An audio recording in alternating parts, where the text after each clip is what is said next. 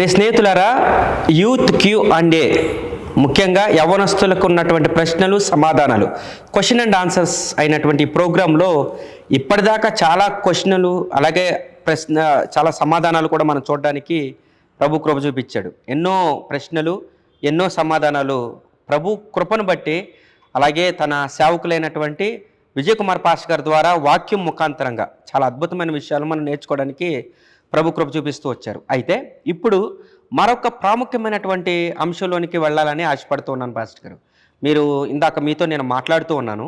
So పర్టికులర్గా ఇప్పుడున్నటువంటి younger జనరేషన్లో సెక్స్ బిఫోర్ మ్యారేజ్, వివాహానికి ముందు లైంగికంగా పాపం చేయటం అనేది లైక్ మన బిబ్లికల్ టర్మినాలజీలో దాని జారత్వం అని అన్నారు. సో దీని విషయమై కొన్ని విషయాలు బైబిల్ ఏం చెప్తుందో మీరు కొంచెం తెలియపరిస్తే మన వాళ్ళు నేర్చుకోవడానికి అలాగే మార్చుకోవడానికి అవకాశాలు ఉంటాయి కనుక కొంచెం. తప్పకుండా. వివాహానికి ముందు ఆపోజిట్ సెక్స్ స్త్రీ పురుషులు శారీరకమైనటువంటి సంబంధాన్ని కలిగి ఉండటం అనేటువంటిది ఈ రోజుల్లో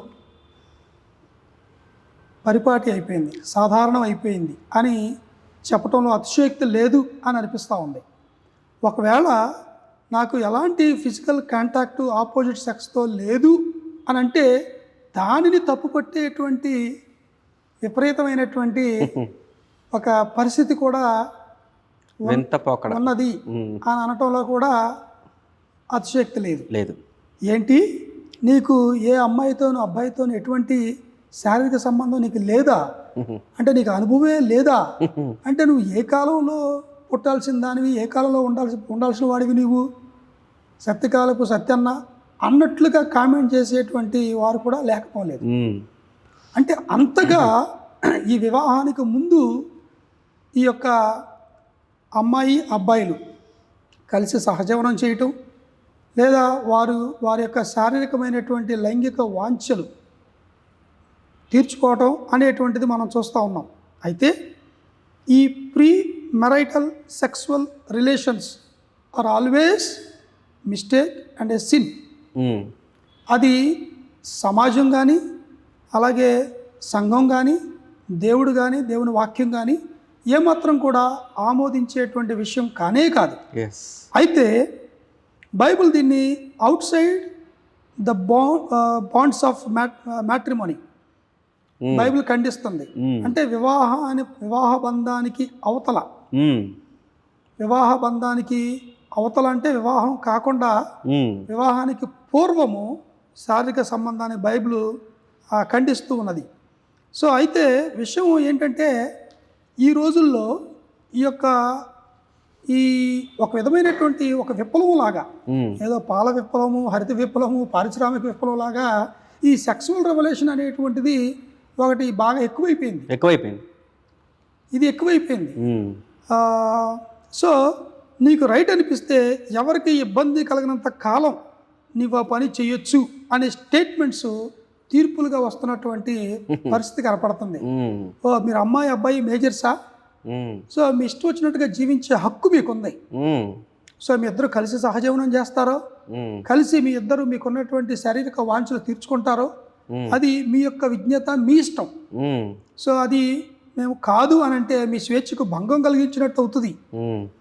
కాబట్టి మీ ఇద్దరికీ కూడా ఒప్పందం అయితే అది మరి తప్పు కాదు అని చెప్పేటువంటి తీర్పులుగా వెలువరించేటువంటి పరిస్థితుల్లో మనం జీవిస్తున్నాం అని అంటే కొంచెం అది హాస్యాస్పదంగాను విడ్డూరంగాను ఉన్నది.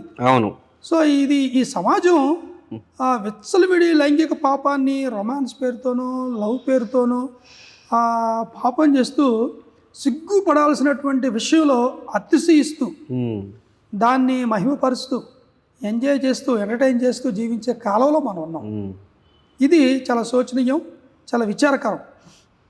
సో వివాహానికి ముందు అనైతికమైనటువంటి సెక్స్ ఇది చేయటం వల్ల చట్ట విరుద్ధమైనటువంటి భర్తసం పుట్టుకలు, చట్ట విరుద్ధమైనటువంటి మరి పుట్టుకలు అనేవి జరగటం ఉంటుంది ఒకటి. అలాగే ముక్కలైపోయినటువంటి వ్యక్తిత్వాలు, బంధాలు, జీవితాలు, తర్వాత విడాకులు, అబార్షన్లు, సుఖవ్యాధులు. అంటే వివాహానికి ముందు మరి ఇష్టం వచ్చినట్లుగా రకరకాల వ్యక్తులతోటి ఒకరి తర్వాత ఒకరు వారి యొక్క కామోద్రేకాన్ని, లైంగిక వాంఛలు నెరవేర్చుకునేటువంటి క్రమంలో ఈ విధంగా విచ్చలవిడిగా మరి ఈ యొక్క వివాహానికి పూర్వం అనేది సెక్స్ చేయటం వల్ల ఈ నష్టాలన్నీ కూడా ఉన్నాయి. కొన్ని సుఖవ్యాధులు ప్రాణాంతకము, జీవితాంతం కూడా మాననివి కూడా ఉండేటువంటి అవకాశం ఉంది. వాస్తవానికి కొన్ని సంవత్సరాల క్రితం ఎయిడ్స్ అనేటువంటి మహమ్మారి వచ్చింది. ఇప్పుడు దాని గురించి పెద్దగా భయపడుతున్న దాఖలాలు లేవు, కానీ ఎయిడ్స్ అంటే గడగడలాడేటువంటి పరిస్థితి ఒకప్పుడు ఉంది. సో ఎందుకు వచ్చింది ఆ పాపం అంటే ఈ యొక్క మరి వ్యభిచారము, వివాహం తర్వాత చేసే లైంగిక పాపాన్ని, వ్యభిచారం అంటే వివాహానికి పూర్వం మరి చేసేదాన్ని జారత్వము, ఫోర్నికేషన్, అడల్టరీ అని చెప్పేసి మనం అంటూ ఉంటాం. సో దేవుడు బాధ్యతారాహిత్యమైనటువంటి లైంగిక ప్రవర్తనను బాహాటంగా, తీవ్రంగా నిషేధించాడు. అవును. సో శరీరం దేవునిది. అనైతికమైన లైంగిక పాపం చేయుటకు శరీరం ఇవ్వబడలేదు. సో కొరింథీయులకు రాసిన మొదటి పత్రిక 6:13 ప్రకారం దేహము జారత్వ నిమిత్తం కాదు గాని ప్రభు నిమిత్తమే అని చాలా స్పష్టంగా, సూటిగా రాయబడింది. అలాగే ప్రభువు దేహము నిమిత్తమే అనే మాట ఉంది. సో 1 కొరింథీ 6:19 కూడా మీరు మీ సొత్తు కారు, అవును, మీ దేహము మీలోనున్న పరిశుద్ధాత్మకు ఆలయం ఉన్నదని ఎరుగురా, అవును, మీరు విలువ పెట్టి కొనబడిన వారు, ఇక్కడ మీ దేహంతో దేవుణ్ణి మహిమపరచండి అనేటువంటి మాట మనం చూస్తాం. అంచేత నేను పరిశుద్ధులుగా ఉన్నాను, మీరు కూడా పరిశుద్ధులుగా ఉండు అని అంటే అది మానసికంగాను, ఆత్మీయంగాను, శారీరకంగా కూడా మన శరీరాన్ని, ఘటాల్ని మనం పరిశుద్ధంగా ఉంచుకోవాల్సిన అవసరం ఉంది. దేవుని ప్రమాణాలకు విరుద్ధంగా, అనైతికంగా మరి వెళ్ళటానికి ఏమాత్రం కూడా వీల్లేదు. అలాగే కొరింథీయులకు రాసిన మొదటి పత్రిక 6:18 కూడా జారత్వమునకు దూరముగా పారిపోవుడి అనేటువంటి మాట మనం చూస్తాం. సో మనుషుడు చేయు ప్రతి పాపం దేహమునకు వెలుపల ఉన్నది, కానీ జారత్వము చేయువాడు తన సొంత శరీరానికి హానికరంగా పాపము చేయుచున్నాడు అని రాయబడి ఉంది. So God condemns immorality but he offers deliverance. So జారులుగా, చోరులుగా, వ్యభిచారులుగా ఎవరున్నప్పటికీ కూడా వారి తప్పిదాన్ని తెలుసుకొని పశ్చాత్తాపడితే దేవుడు క్షమించడానికి ఇష్టపడుతున్నాడు. సో వ్యభిచారైనా దేవుడు క్షమిస్తాడు, కానీ వేషధారిని దేవుడు క్షమించాడు, ఏమాత్రం ఇష్టపడలేదు, ఖండించాడు తీవ్రంగా. సో వ్యభిచారంతో పట్టబడిన వారిని సైతం అమ్మా అని సంబోధించి మరి వారిని క్షమించడం మనం దేవుని వాక్యంలో చూస్తాం. కాబట్టి ఎఫెసీయులకు రాసిన పత్రిక 5వ అధ్యాయం మరి 3వ వచనంలో కూడా మనం చూస్తే, మీలో జారత్వమే కానీ, ఏ విధమైన అపవిత్రతే కానీ, లోభత్వమే కానీ అసలు వీటి పేరైనను ఎత్తకూడదు, ఇదే పరిశుద్ధులకు తగినది అనే మాట చూస్తాం. అలాగే 1 కొరింథీ 6:9-11 వచనాల్లో జారులు అంటే వివాహానికి పూర్వం, అవును, ఈ శారీరకమైన లైంగిక పాపం చేసేవారు. అలాగే విగ్రహారాధికులు, వ్యభిచారులు వివాహం తర్వాత ఈ లైంగిక పాపాన్ని పరాయి స్త్రీతో చేసేవారు. వీళ్ళందరూ దేవుని రాజ్యానికి వారసులు కానేరరు. మీలో కొందరు అట్టివారే ఉంటిరి, కానీ ప్రభువైన యేసుక్రీస్తు నామమున మన దేవుని ఆత్మయందు మీరు కడగబడి పరిశుద్ధపరచబడిన వారే నీతిమంతులుగా తీర్చబడిరి అనే మాట ఉంది. అంటే వాళ్ళందరూ క్షమించబడిన వారు. కాబట్టి దేవుడు క్షమించే పాపమే. ఇతర పాపాలు లాగానే ఈ జారత్వం అనేటువంటి పాపం ఎవరైనా చేసి అపరాధ భావానికి గురైన వారుగా ఉంటే కనుక దేవుడు దాన్ని విసర్జించి ఒప్పుకొని విడిచిపెట్టడానికి ఇష్టపడితే, పశ్చాత్తాపడడానికి ఇష్టపడితే ఆయన క్షమించడానికి ఇష్టంగా ఉన్నాడు. అందుకని కొలస్సీ 3:5 వచనంలో, కావున భూమి మీద ఉన్న మీ అవయవములను అనగా జారత్వము, అపవిత్రత, కామాతురత, దురాశ, విగ్రహారాధన అయిన ధనాపేక్షను చంపివేయడి అని. సో ఈ లిస్టులో జారత్వము దాన్ని ఒక అవయవంతో పోలుస్తూ, సో జారత్వం అంటే అది మీ దేహంతో చేసేది కాబట్టి, అది మీ దేహానికి సంబంధించింది కాబట్టి దాన్ని కూడా మీరు చంపివేయండి అని పౌలు గారు పిలుపునిస్తున్నాడు. మరి 1 కొరింథీ 15:33 దుష్ట సాంగత్యము మంచి నడవడిని చెరుపును. కాబట్టి ఈ రోజుల్లో విచ్చలవిడి సంస్కృతి అయిపోయింది. మరి ఏమాత్రం కూడా వావి వరుసలు లేకుండా అవును పాపం చేసేటువంటి పరిస్థితులు మనం చూస్తూ ఉన్నాం. అవును సో ఎక్కడ అవకాశం దొరికితే అక్కడ వినియోగించుకుందాం అనేటువంటి పరిస్థితి మరి స్కూల్ స్టూడెంట్స్ దగ్గర నుంచి ఒకప్పుడు కాలేజ్ స్టూడెంట్స్, ఇప్పుడు స్కూల్ స్టూడెంట్స్ దగ్గర నుంచే ఈ విధమైనటువంటి ఆలోచనలతోటి, కామ కోరికలతోటి, ఆలోచనలతోటి అవును సో లైంగిక పాపం చేయడానికి ఈవెన్ స్కూల్ పిల్లలు కూడా ఈ జాగ్రత్త పాపానికి లోనైతూ ఉన్నారంటే పరిస్థితి ఎంత తీవ్రంగా దారుణంగా ఉందో మనం అర్థం చేసుకోవచ్చు. దాటిపోయేటటువంటి పరిస్థితి. అందుకని వారిని కండోమ్స్ని పెట్టుకొని సేఫ్గా సెక్స్ చేసుకోమని చెప్పండి అనేటువంటి పిలుపులు, సలహాలు ఇస్తున్నాయి అంటే ఎంత దారుణమైన పరిస్థితి ఉందో మనం గమనించవచ్చు. అంటే మీరు తప్పు చేయండి కానీ జాగ్రత్తగా చేయండి, తప్పు చేయండి దొరకకుండా చేయండి. సిగ్గుపడాల్సిన విషయంలో యందు అతిశయపడే పరిస్థితి, ఆనందించే పరిస్థితి. That is called end days. చెప్పాలంటే వేర్ ఇన్ ఎండ్ డేస్. కాబట్టి యెషయా 55:7 భక్తిహీనులు తమ మార్గం విడవవలెను, దుష్టులు తమ తలంపులు మానాలి అని ఉంది.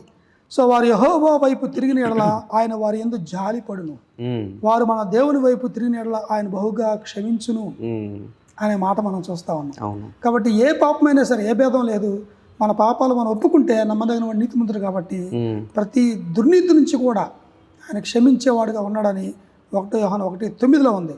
So as with any other sin God deals with immorality through the cross. దేవుడు ఆయన యొక్క శిలువ రక్తము చేత, శిలువ సంధి చేత అవును రకరకాల పాపాలు ఉన్నాయి. సో వాటిలాగానే ఈ జారత్వం అనేటువంటి ఈ పాపాన్ని కూడా దేవుడు క్షమించగలడు.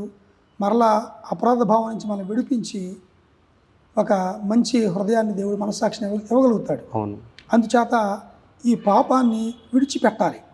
ముఖ్యంగా యువకులు వారి యొక్క శరీరాన్ని వివాహం వరకు పవిత్రంగా కాపాడుకోవాలి.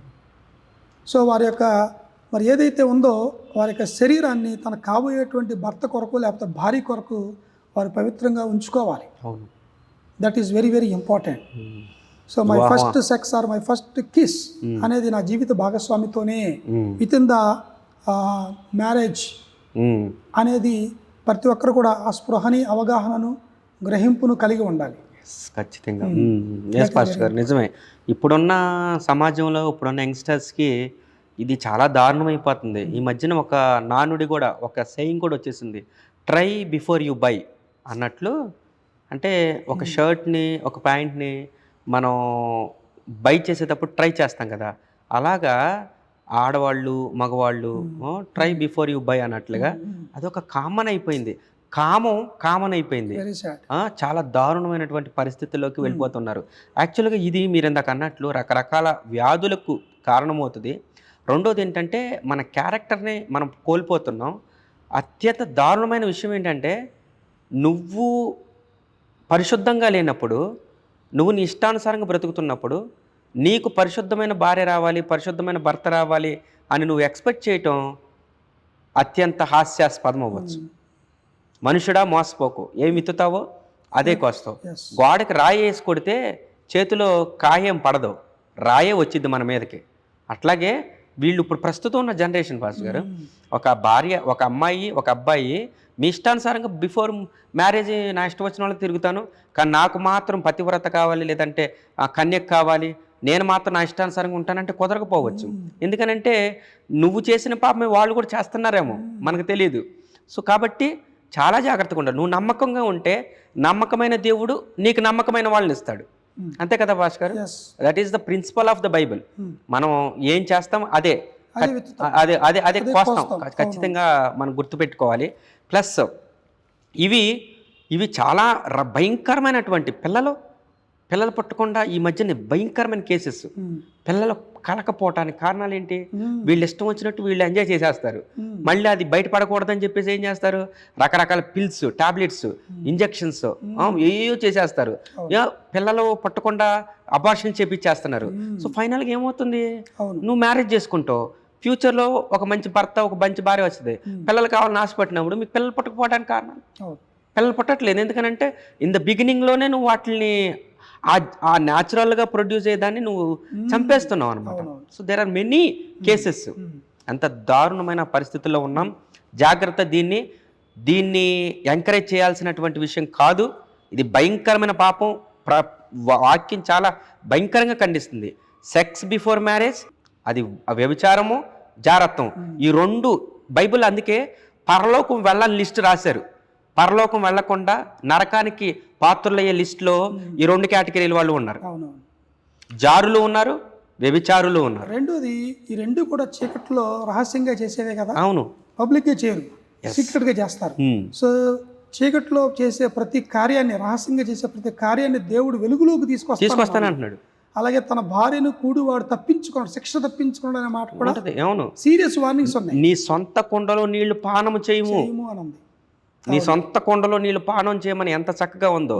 దేవుడు ఆదాముకి ఆదాముకి ఒక్క హవ్వనే చేశాడు. అవును. 2 హవ్వలు చేయలా, లేదంటే రాష్ట్రానికి ఒక హవ్వను చేయలా. మనకు మరీ దారుణం. రాష్ట్రానికి ఒక అకౌంట్ ఉంటుంది, ఒక్కొక్కరికి సిమ్కి ఒక అకౌంట్ ఉంటుంది. దీంట్లో ఒకరిని దాంట్లో 3G లవ్ అంటే 3 మెయింటైన్ చేస్తూ ఉంటారు. ఇట్లాంటి దారుణాలు మనం కళ్ళారా చూస్తూ ఉన్నాం. మీరు ఇందాక చెప్తా ఉంటే స్కూల్ డేస్ నుంచి ఎంత సాడెస్ట్ పార్ట్ ఇది, ఎంత సాడెస్ట్ పార్ట్. కాబట్టి కట్టుకున్న వాళ్ళనే, కట్టుకోబోయే వాళ్ళని తృప్తిపరిస్తే చాలు మనం. అంతే కదా భాస్కర్ గారు? వాళ్ళ కోసమే మనం వివాహం అన్ని విషయంలో ఘనమైనది, పానుపు నిష్కల్మషమైనది అని వాక్యం చెప్పకనే చెప్తుంది. అయితే ఇక్కడ బిఫోర్ క్లోజింగ్ మేము ఇక్కడ ప్రాబ్లంనే ఎత్తి చూపించాలని కాదు. బైబిల్కున్న స్పెషాలిటీ, బైబిల్ దేవుడైనటువంటి యేసయ్యకున్న స్పెషాలిటీ ఏంటంటే ప్రాబ్లం మాత్రమే చెప్పడు, ప్రాబ్లంకి సొల్యూషన్ కూడా ఉంది. పాస్ట్ ఈజ్ పాస్ట్, గతం గతహ. ఒకవేళ తెలుసో తెలియకో, వాంటెడ్లీ అన్వాంటెడ్లీ, నోయింగ్లీ అన్నోయింగ్లీ, నీకు తెలియకుండానే లేక తెలుసో నువ్వు పాపం చేసుంటావు. ఒకవేళ చేసుంటే నువ్వు భయపడాల్సింది, బాధపడాల్సింది, లేదంటే ఇది చేయాల్సింది, లేదంటే అయ్యో ఏంటని గిల్టులో బతకాల్సింది ఏం లేదు. ఇప్పటికీ యాజ్ పాస్టర్ గారు చెప్పినట్లుగా ఇప్పటికీ నువ్వు దేవుడి దగ్గరికి వస్తే నీ బ్రతుకును మార్చగలిగిన దేవుడు ఉన్నాడు. నిన్ను నన్ను క్షమించగలిగిన దేవుడు ఉన్నాడు. అవును కదా భాస్కర్? మన క్షమించగలిగినటువంటి దేవుడు ఉన్నాడు కనుక ఆ దేవుడి దగ్గరికి వచ్చి పశ్చాత్తాపడితే, వ్యభిచారమందు పట్టబడినటువంటి స్త్రీని అందరూ చంపుదాం అనుకుంటే యేసు ప్రభువు వారు ఒక్క మాట చెప్పాడు, నేను నిన్నేం చేయను, కానీ పంపించే ముందు ఇకను నువ్వు పాపం చేయముక్కము, sin no more, sin no more అనే మాటను ఎంత అద్భుతంగా చెప్పాడండి. సో మనం ఖచ్చితంగా అది గుర్తుపెట్టుకోవాలి. దానికి తగినట్టుగా మనం కూడా దేవుని వాక్యం ప్రకారం బ్రతకాలి. యవనస్తులారా, మీ యవ్వన కాల జీవితం చాలా విలువైంది. ఆ బలాన్ని, ఆ అందాన్ని నీ కొరకు రాబోతున్న పార్ట్నర్ కోసం దాచిపెట్టుంచు. అలాగే దాచిపెట్టబడినటువంటి మంచి సౌందర్యవతమైనటువంటి నీవు ఎలాగైతే నీకు మంచి వాళ్ళు కావాలనుకుంటున్నావు అలాంటి వాళ్ళని నువ్వు పొందుకోవడానికి అవకాశం ఉంటుంది. ప్రభు దగ్గరికి రా, ఇప్పటికైనా వదిలిపెట్టే, వాటిని వదిలిపెట్టి ప్రభు వైపు తిరిగితే కనికరం పొందుకుంటావు. అపరాధం దాచిపెట్టుకున్నాడు వర్ధిల్లాడు, కానీ దాన్ని కప్పుకొనక ఒప్పుకొని విడిచిపెట్టేవాడు కనికరము పొందును. మన దేవుడు కనికరం ఇచ్చేటటువంటి దేవుడు, కనికరం చూపించే దేవుడు కాబట్టి ఆ దేవుని యొక్క కృప, కనికరము మనందరికీ దొరుకునుగాక. ఆమేన్. మీకు ఏదైనా సలహాలు అలాగే సూచనలు మాకు తెలియపరచాలనుకుంటే మా ఫాలోఅప్ నంబర్ 9480585039కి మీరు కాల్ చేయొచ్చు. అలాగే info@fibaonline.orgకి మీరు మెయిల్ చేయొచ్చు. ఎటువంటి ఇష్యూ అయినా మేము ప్రార్థన చేయడానికి మా ఫీబా ఇండియా ప్రార్థన బృందం వారు సిద్ధంగా ఉన్నారు. మిమ్మల్ని కౌన్సిల్ చేయడానికి కూడా మా టీము రెడీగా ఉంది కనుక మీకు ఎలాంటి టాపిక్స్తో పాటు ఇంకా డిఫరెంట్ టాపిక్స్ గురించి వాక్యం ఏం చెప్తుందో మేము వినాలనుకుంటున్నాం అనుకుంటే ప్లీజ్ రైట్ టు అస్. అలాగే please do subscribe our channel, share with your friends and your family members. God bless you all.